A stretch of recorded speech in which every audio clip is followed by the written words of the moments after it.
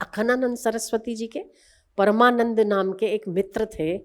उन्होंने वो पहले वो आती थी ना, अपन छोटे थे तो एक वो आती थी डब्बा, उसमें देखते थे पिक्चर। हाँ, पहले की ऐसे थी, अब तो वो बड़ी बड़ी स्क्रीन आ गई, उसमें वो देखते हैं और फिर वो घुमाते हैं पीछे, क्या बोलते हैं उसको, बायोस्कोप। तो अपने आश्रम में उनका ये बड़ी खासियत थी, अपने आश्रम में कोई आवे ना सत्संग नहीं देते थे, तो क्या करे, तो वो देखो पिक्चर। मुझे बड़ी मजे वाली लगी बात, तो मैं सोचा आपको सुनाऊं। तो वो डिब्बा है ना, वो रखते थे और वो पीछे से पिक्चर अलग अलग घुमाते, ठीक है। तो उसमें वो पिक्चर में क्या था, एक नग्न स्त्री थी, ठीक है। फिर दूसरे में था पेड़ पौधे, हरियाली, पहाड़। तीसरे में था बहुत सुंदर से व्यंजन, बहुत अच्छे व्यंजन। फिर चौथा, ऐसे करके 6 थे उनके पास, तो अलग अलग उसमें देखो, ठीक है। फिर एक में भगवान भी थे और फिर वो उपदेश करते थे। तो अखंडानंद जी ने उनको पूछा कि यार ऐसे क्या करते तुम, ये डिब्बा रखा बाद में उपदेश देना, मुझे बात समझ में नहीं आई। बोले देख, दोनों मित्र थे, देख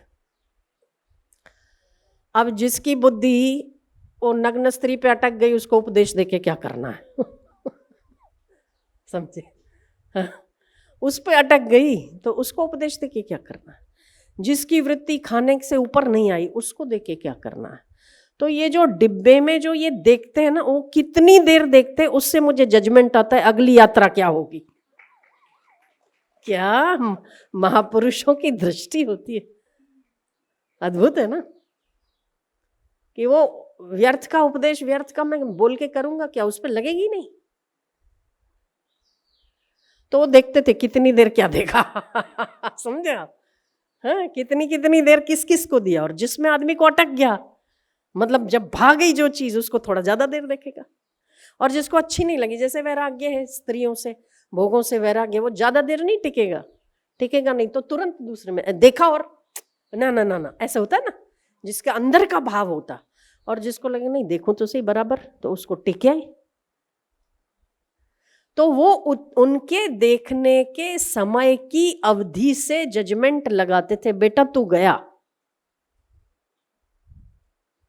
बोले महाराज उपदेश करो, ठीक है, थोड़ा मन हटाओ। उनको लगता था कि महाराज अंतर्यामी हो गए, अंतर्यामी नहीं। वो परमानंद जी महाराज बोलते थे अखंडानंद को, मैं अंतर्यामी नहीं। लोग हाथ जोड़ते, महाराज आपको तो बिना बात किए ही सब पता चल जाता है। बोले मैं ये जो है रखे ना डिब्बे, उससे पता लगाता हूँ कि आपकी अगली यात्रा क्या होगी। जबरदस्त है उपाय। और फिर किसी का जो चित्त चिपक गया ना भगवान को बार बार देखने में, उसमें थोड़ा ज्यादा अच्छे से देखेगा। जो भावुक होगा, आंखों से अश्रु आ जाएंगे, है ना, भगवान को देखेगा। एक फोटो संत की होगी, उसको देखेगा तो विज्ञान का अधिकारी है, भगवान को देखेगा तो भक्ति का। कितने जजमेंट आते महापुरुषों की दृष्टि से। तो बोले मैं उतनों को उपदेश ही नहीं देता, चल भाई तेरा काम नहीं, भग तू तो कहने का तात्पर्य ये है कि जैसे हम उसको डिब्बे को जो कहते हैं, क्या नाम है मुझे नहीं पता, पर पुराना थिएटर है ना, पुराना थिएटर कह दो। अगर उसको देख कर हमें पता चलता है कि हमारी अगली यात्रा क्या होगी, ऐसे ही हमारे मन में जो थिएटर बना है ना, उसको जब हम देखेंगे ना, तब हमें पता चलेगा हमारी यात्रा आगे की क्या होगी। इसे देखो, अवलोकन आवश्यक है। देखो मनुष्य जन्म मिलना बहुत दुर्लभ है, ये मिला तो उसमें सत्संग मिलना अति दुर्लभ है। सत्संग मिल गया तो उसे पचाना उससे भी दुर्लभ है।